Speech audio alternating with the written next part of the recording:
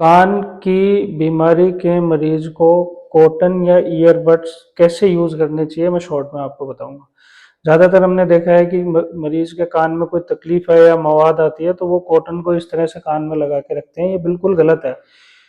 अगर आपके कान में कोई भी तकलीफ है, ऑपरेशन हो चुका है, किसी भी तरह की बीमारी है, एक तो ड्राई कॉटन कान में नहीं लगानी है, हर समय नहीं लगानी है। वापस रिपीट कर रहा हूँ, हर समय कान में रुई को लगा के नहीं रखना है। कब लगानी है? सिर्फ नहाते समय। वो भी कैसे लगानी है? तेल में डुबोकर निचोड़ कर, मतलब इसको वाटर प्रूफ करना है। आप इस पर थोड़ी सी वैसलीन जेली लगा सकते हैं या इसको तेल में डुबोकर और निचोड़कर और फिर लगानी है। इस तरह से कान में आपको लगानी है।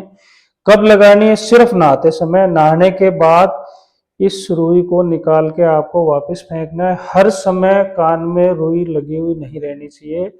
किसी भी बीमारी के लिए हवा नहीं जाना घातक है, एयर कान में जानी चाहिए।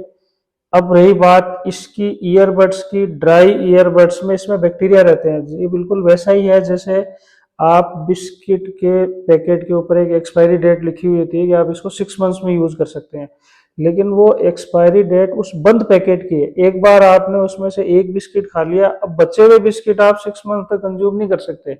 बिल्कुल ऐसी जैसे आप ईयरबड का एक पैकेट खरीदते हैं तो वो उसमें सब बड स्टेराइल है, लेकिन जब आप उस पैकेट को खोल के एक ईयरबड उसमें से निकाल लेते हैं, अब ये स्टेराइल नहीं है। अब आपने इसको उठाया, कान में थोड़ी बहुत इचिंग हुई, आपने उठाया, इससे स्क्रैच कर लिया, तो इससे इन्फेक्शन की संभावनाएं ज्यादा रहती हैं। तो आप क्या कर सकते हैं?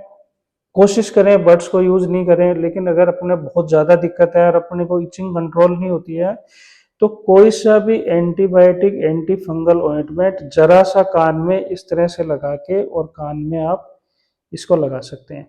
मैं उन सब मरीजों को बता रहा हूँ जो कान की बीमारी से पीड़ित हैं, कान का ऑपरेशन करवा चुके हैं या नॉर्मली जिनके इचिंग की संभावना रहती है। कोई सा भी एंटीबायोटिक, एंटी फंगल ऑइंटमेंट जो भी आपके फिजिशियन, जो नियरेस्ट डॉक्टर आपको सलाह दे, क्वाडिडर्म, सोफ्रामाइसिन, टीनासोल, बहुत प्रकार के नामों से ये मार्केट में मिलता है। इसको जरा सा लगाएं और ये कान में आप लगा लें। अब देखो इसका क्या फायदा हुआ। एक तो ये ईयरबड लुब्रिकेट होगी, सबसे बड़ी चीज की ड्राई ईयरबड है वो ट्रॉमा करती है, वो वहां नुकसान करती है। अगर मैं इससे करूंगा तो ट्रॉमा होगा, प्लस जो इसके छोटे छोटे जो रुई के पार्टिकल है वो यहाँ पे रह जाएंगे। दूसरा, इसके अंदर एंटी फंगल मलहम लगा हुआ रहता है, तो ये दोबारा आपकी खुजली को होने से रोकेंगे। तो अब बिल्कुल समरी बता रहा हूँ, रुई हर समय नहीं लगानी है, सिर्फ नहाते समय, वो भी तेल में डुबो के निचोड़ के वो रुई लगाएं और नहाने के बाद याद से उसको वापस निकाल दें। एक लास्ट बात मैं और बताना चाहूंगा। मैंने देखा है कुछ लोगों को जब अपन ईयर ड्रॉप प्रिस्क्राइब करते हैं, वो ड्रॉप डालने के बाद फिर इस कॉटन को लगा लेते हैं। ठीक है, अब मैं आपको एक छोटी सी बात बताता हूँ। मैं यहाँ 2 ड्रॉप पानी की रखता हूँ और उस पर मैं कॉटन टच करूंगा तो क्या होगा? ये रुई उसको एब्जॉर्ब कर लेगी। तो रुई में कैपिलरी एक्शन होता है। अगर आपने कोई सी भी ड्रॉप डाली कान में और उसके ऊपर मान लो आप ये रुई लगा लेते हो, तो कैपिलरी एक्शन से वो रुई उस ड्रॉप को एब्जॉर्ब कर लेगी, तो उसका कोई मतलब ही नहीं निकला ड्रॉप डालने का। तो जब भी कान में ड्रॉप डालें, चाहे वो मैल गलाने की ड्रॉप है, चाहे वो एंटीबायोटिक ड्रॉप है, डॉक्टर की प्रिस्क्राइब है, ऑपरेशन के बाद की है, कान को, इस कान में जिस तरफ आपको ड्रॉप डालनी है आप उस तरफ लेटें। 2 या 3 ड्रॉप्स जैसे भी डॉक्टर द्वारा प्रिस्क्राइब किए है वो डालें। कुछ समय तक 2 या 3 मिनट तक लेटे हुए रहें।